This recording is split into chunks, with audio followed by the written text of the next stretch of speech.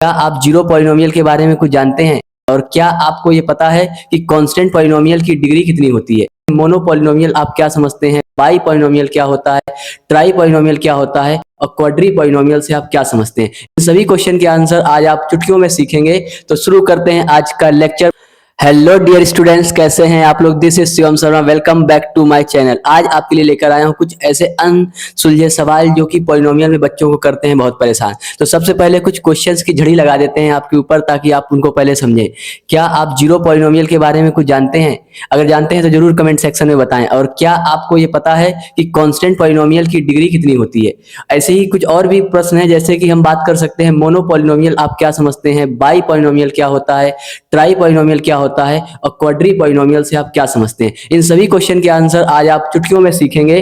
तो शुरू करते हैं आज का लेक्चर बहुत ही, और आप इसको बहुत ध्यान से देखेंगे, इसका नोट्स बनाएंगे। तो सबसे पहले बच्चों हम बात करते हैं पॉलिनोमियल्स को डिवीजन करेंगे। और पॉलिनोमियल का जो डिवीजन हो रहा है हमारे पास, वो इस बार करेंगे on the basis of terms. मतलब अगर उनमें टर्म्स की संख्या 1 है, 2 है, 3 है, 4 है, जैसी संख्या बढ़ती जाएगी पॉलिनोमियल के नाम बेटा बदलते जाएंगे। जैसे इंसानों के नाम बदल सकते हैं, वैसे पॉलिनोमियल भी अपने नाम को कई वैरायटीज में, कई नामों में ये रखता है। तो सबसे पहले हम बात करते हैं मोनो पॉलिनोमियल। मोनो का मीन्स होता है सिंगल, सिंगल का मतलब आप समझ सकते हैं वन। तो ऐसा पॉलिनोमियल जिसमें एक ही इकलौता टर्म हो, उस टर्म वाले पार्ट को बोल सकते हैं आप मोनो पॉलिनोमियल। इसमें एक कांस्टेंट वैल्यू भी आ सकती है, एक आपकी सिंगल पावर में भी आ सकती है, आप उसको डबल पावर में भी ले सकते हैं, आप उसको ट्रिपल पावर में भी ले सकते हैं। मतलब कोई भी ऐसा पॉलिनोमियल जिसपे केवल और केवल एक टर्म होना चाहिए, उसकी डिग्री से मुझे कोई लेना देना नहीं है, लेकिन अगर टर्म एक है तो उस पॉलिनोमियल का नाम दिया जाएगा मोनो पॉलिनोमियल। बच्चों समझ में आ गया? तो आगे बढ़ते हैं बाय पॉलिनोमियल, जिसका मतलब होता है कि ऐसा पॉलिनोमियल या बायनोमियल जिसमें बाय का मीन्स होता है टू, और टू जब जी लग जाएगा तो इसका मतलब उसमें टर्म्स की संख्या हमेशा बेटा 2 आएगी। तो जब भी 2 की बात करेगा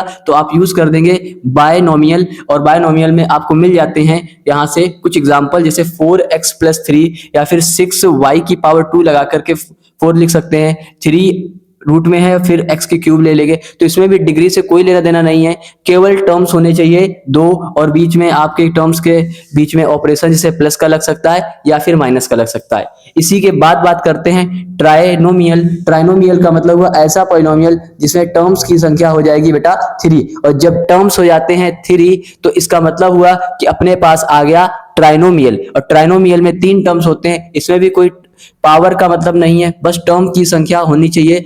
प्लस और माइनस के बीच में जब 2 नंबर के बीच में प्लस या माइनस का साइन आता है बच्चों, तो बन जाता है अपने टर्म्स, और टर्म्स 3 होने चाहिए तभी बनेगा ट्राइनोमियल। इसी प्रकार डिग्री का यहाँ कोई मतलब नहीं रहेगा, सब जगह पर आप डिग्री बदल सकते हैं, बस वो आगे सॉल्व ना हो तो उससे टर्म्स बन जाएंगे 3 और पॉलिनोमियल की संख्या हो जाएगी आपकी, जिसका नाम बन जाएगा ट्राइनोमियल। आप बात करते हैं बाय क्वाड्रेटिक पॉलिनोमियल, या फिर आप इसको यूज कर सकते हैं क्वाड्रीनोमियल। तो बच्चों क्वाड्री का मीन्स हो जाता है 4 और नोमियल का मीन्स हो जाता है टर्म।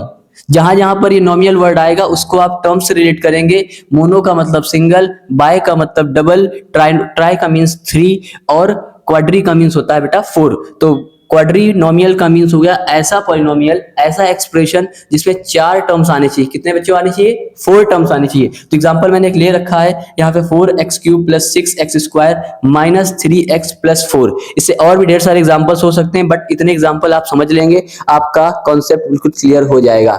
अब हम बात करते हैं कुछ बहुत ही अमेजिंग टाइप के पॉलिनोमियल्स की, जिनको मैंने अभी शुरुआत में नाम लिया था। सबसे पहला नाम दिया है कांस्टेंट पॉलिनोमियल। कांस्टेंट का बेटा मतलब ही होता है जो वैल्यू फिक्स हो, जो कभी बदल ना पाए, तो ऐसे पॉलिनोमियल को आप बोलेंगे कांस्टेंट पॉलिनोमियल। ऐसा पॉलिनोमियल जिसमें एक ही टर्म होना चाहिए और उस टर्म की वैल्यू जो होनी चाहिए वो नॉन जीरो नंबर होना चाहिए, मतलब नॉन जीरो रियल नंबर होना चाहिए। रियल नंबर चैप्टर 1 में आपने पढ़ा था, जो नंबर लाइन के सारे नंबर्स को आप बोल सकते हैं रियल नंबर। तो चाहे वो बिना रूट का नंबर हो या फिर रूट का हो, माइनस में हो, डेसिमल में हो, फ्रैक्शन में हो, ये सारे नंबर्स होने चाहिए, बट इनमें किसी भी टाइप का वेरिएबल ऐड नहीं होना चाहिए। तो अगर वेरिएबल नहीं है तो इसका मतलब है कि वो आपका एक कांस्टेंट पॉलिनोमियल है। और कांस्टेंट पॉलिनोमियल को बेटा सॉल्व किया जा सकता है, इसलिए उन्हें हम लोग हमेशा बोलते हैं एक मोनोमियल की कंडीशन पे रखते हैं, लेकिन इस मोनोमियल में किसी भी टाइप की पावर का इस्तेमाल नहीं होगा।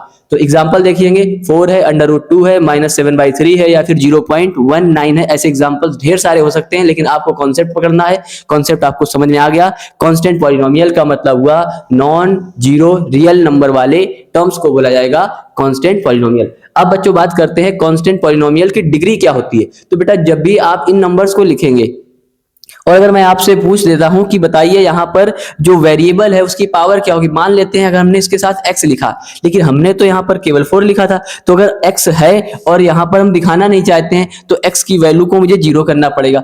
जरूरी नहीं आप x लिखे, 4 के साथ आप y का इस्तेमाल कर लेंगे तो भी आपको 0 लेना पड़ेगा। तो किसी भी टाइप के बेटा वेरिएबल को अगर आप ऐड भी करेंगे तो उसकी आपको पावर 0 देनी पड़ेगी। इसका मतलब क्या निकलता है कि किसी भी टाइप के कांस्टेंट पॉलिनोमियल की जो डिग्री होती है वो हमेशा 0 आएगी, क्योंकि वेरिएबल की पावर अगर 0 होती है तो आपने पढ़ा होगा पावर एंड एक्सपोनेंट चैप्टर पे कि जब 0 होता है तो वहां पर पावर अगर 0 बन जाती है तो वैल्यू हो जाती है 1।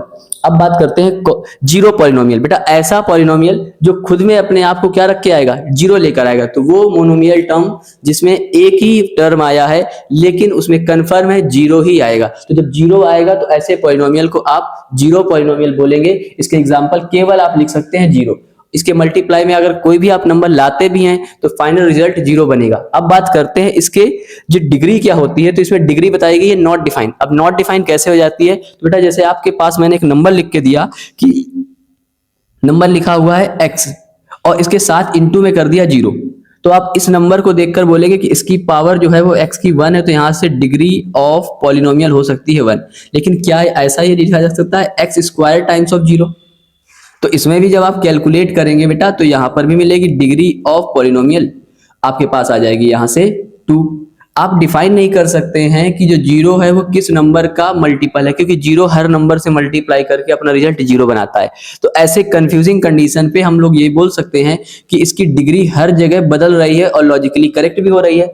लेकिन जब लॉजिकली करेक्ट हो रही तो हम डिफाइन तो नहीं कर पा रहे ना, इस वजह से इसका नाम बन जाता है या इसकी डिग्री बनती है नॉट डिफाइन। तो बच्चों आज के लेक्चर में सारा कुछ अगर हम समराइज करते हैं तो आपने पढ़ लिए पॉलिनोमियल्स का classification on the basis of terms, जिसमें से कुछ नाम लिए गए मोनोमियल, बाइनोमियल, ट्राइनोमियल एंड क्वाड्रिनोमियल। इन सभी के जो नाम लिखे गए हैं आप अच्छे से इसको पढ़ेंगे, रिपीट करेंगे, आपको बिल्कुल तैयार रहेंगे।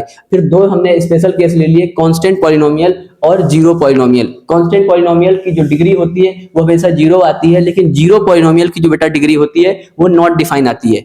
अब आपको बताना है कि ये आपको लेक्चर कैसा लगा, जरूर हमें कमेंट सेक्शन में अपना प्यारा प्यारा कमेंट लिख कर भेजें और अपने दोस्तों तक पहुंचाएं। इसको ढेर सारा शेयर करें। मिलते हैं नेक्स्ट लेक्चर पे।